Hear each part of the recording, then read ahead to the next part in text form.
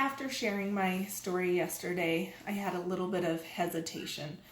The biggest worry is, my story isn't just my story. There's other people that were impacted by the story of that day. But I received a message that said, "Thank you for sharing your story. It was very touching and I appreciate your courage for opening up. I tried to commit suicide a few years back."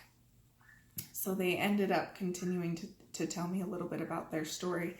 And that just reaffirmed to me that I need to tell my story. I need to be strong enough to give some insight and perspective and how I overcame and how I'm still overcoming some of the negative things in my life. So small change is what was on the yearbook for our 9th grade class, and obviously that is not what happened.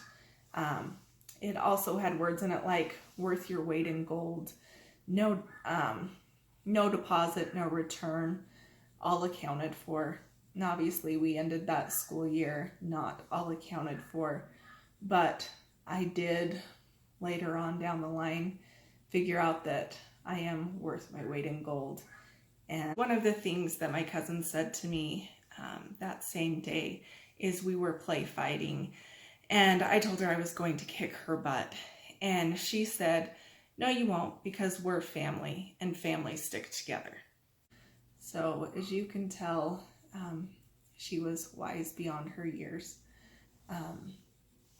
So I said in my other video that I would share some things that happened that day from other people's perspective. So like I said, obviously, or I don't know if it's obvious, but just to be clear, we wouldn't have run had we seen a truck. She wouldn't have gone to pick up her glasses had there been she heard or seen a truck coming. Our friends that were standing there waiting for us didn't see the truck. I ran back across the road and called 911. After calling 911, I called my mom. And when I was talking to my mom, there was a lady there that got on the phone with my mom and told her that it was if angels carried me across the road, because the truck went right through me and she saw me kind of being carried through the traffic back across the road. Later on, my aunt and uncle had someone stop at their house that said they were the car behind the vehicle that hit my cousin, and they essentially said the same thing. So what happens when there's miracles in our life? That I was saved, and so that begs the question as to why wasn't she? And I've had internal turmoil still to this day because I don't have an answer.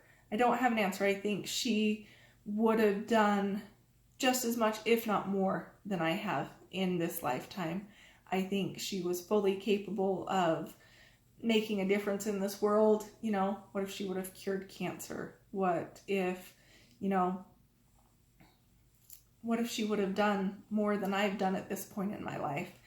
And unfortunately, I don't have the answers. I don't know why, but I know that a miracle happened that day for me.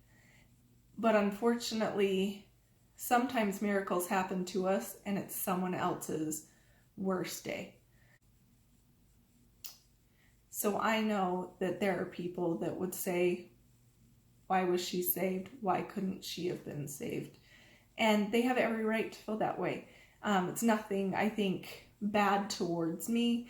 It's just, if it was your loved one, you would want that person to be the one that was saved. I think, there are kids out there that pass away and their parents donate their organs, and that ends up saving 5 or 6 different kids. And that's so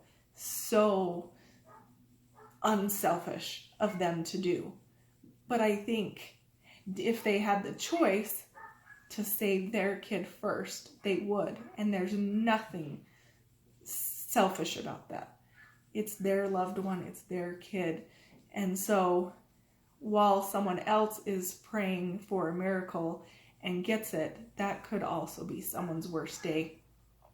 And so that's some struggles that I've had to deal with, not only surviving, but having the impact of people around me knowing that it easily could have been or should have been both of us. Like I said, I still don't have the answers, and I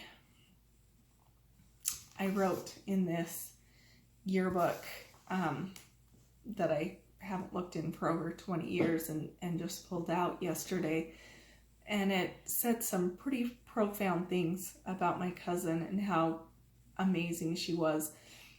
I wrote that I'll try to live my life to make it the happiest and the people around me's life happy. So that's what I'm trying to do. I'm trying to live my life to the fullest. I don't understand the whys. I don't understand the miracle that happened, but I do accept it now as a miracle. And I accept that other people may be hurt because of that miracle, and I don't blame them. I don't blame them one bit, because I'm hurt. I'm hurt because we both aren't here. And why me? I'll always wonder that question, but I know there's some reason.